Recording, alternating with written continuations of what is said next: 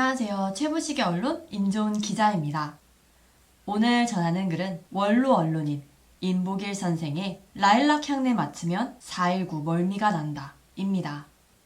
4.19 당시 임보길 선생은 서울대 물리대 2학년이었습니다. 그는 시위 학생들 속에 있었습니다. 경무대 앞에서 경찰의 발포로 많은 학생들이 다치거나 숨졌습니다. 당시 그에게 이승만은 독재자이고 학살자였습니다. 그러면 시작하겠습니다. 62년 전 그의 그날 아침 10시 부정선거 다시 하라는 플래카드를 들고 마로니에 캠퍼스를 나설 때 라일락 꽃향기가 만발한 세느강 다리를 건넜습니다. 동숭동 서울대 물리대 정문 앞을 흐르는 조그마한 개울은 언제부터인지 세느강이라 불렀습니다. 당시 사르트르 실존주의 철학책을 끼고 시대의 고뇌를 저 혼자 짊어진 듯 항림다방서 데이트하고 쌍꺼붙진 막걸리에 취하던 청춘 이야기입니다. 신문사 중년 간부가 되어서 독재자 이승만을 다시 보게 되었습니다. 경무대 앞 경찰 총탄에 친구를 잃은 소위 4.19 세대는 그때까지도 이승만을 외면했습니다. 조선일보에서 해방 50주년 기념사업으로 이승만의 나라 세우기 전시회를 하면서 이승만에 관한 방대한 자료들을 읽고서야 눈을 떴습니다. 대한민국 건국자 이승만의 질풍노도와 같은 새 역사, 창조, 파노라마 부끄러워서 새삼 현대사에 관심을 기울인 이유입니다. 작가 복거일은 대통령 이승만의 공과는 99.5 대 0.5이다. 0.5는 집권 말기 너무 늙었다는 것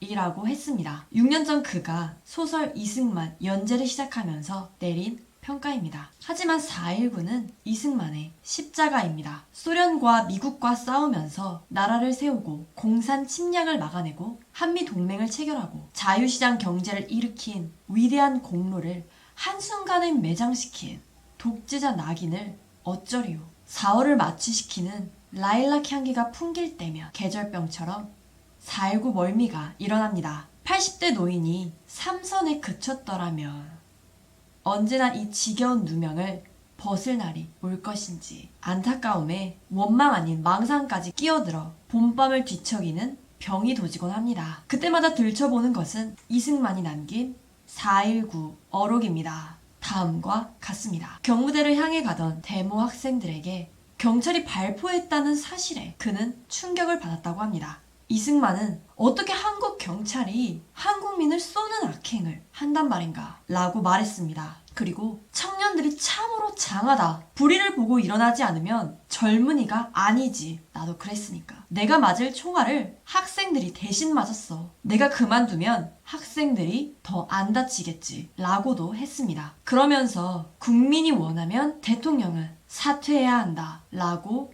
했습니다. 대통령직에서 하야 결정을 발표하고 이화장으로 물러난 이승만에게 각국에서 위로 전문이 왔습니다. 이승만은 답장을 보냈습니다. 나를 위로하지 마시오. 똑똑한 국민이 있으니 우리나라 장래는 한없이 밝소. 나는 행복하오. 라고요. 한 인간의 최후는 그의 실체를 증언한다고 합니다. 이승만은 하와이에서 자유통일을 기도하며 눈을 감았습니다. 유언은 신약성경 갈릴리아서 5장 1절입니다. 그리스도께서 자유를 주셨으니 굳게 서서 다시는 종의 멍에를 매지 말라. 역사는 가정도 없고 되돌릴 수도 없습니다.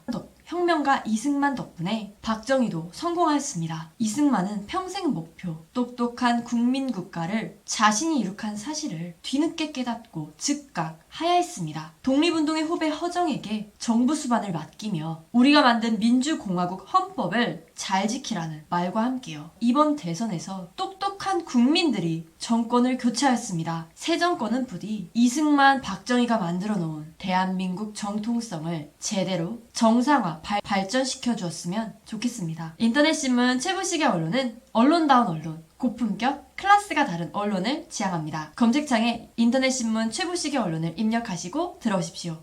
좋아요, 구독, 알람 설정도 잊지 마세요. 좋은 하루 되십시오. 임조은 기자였습니다.